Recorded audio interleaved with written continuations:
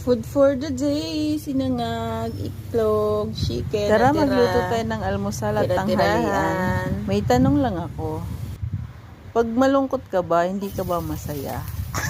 Malamang malungkot nga eh. Bakit naman magiging masaya, di ba?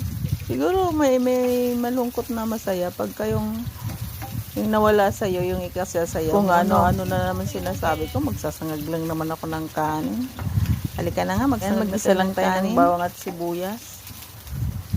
Tapos pagka nalanta na yung sibuyas natin, lagyan na natin yung kanin. Yung kanin ko nga pala guys, nilagyan ko yan ng 2 eggs. 2 eggs na hilaw. Gusto ko sana ma-achieve yung yellow ang kulay na sinangag sa dulo. Mamaya panoorin na lang natin. Ayan na nga. Ilagyan na natin yung kanin. Shout out nga pala sa aking ate na laging naka-like and share sa mga video.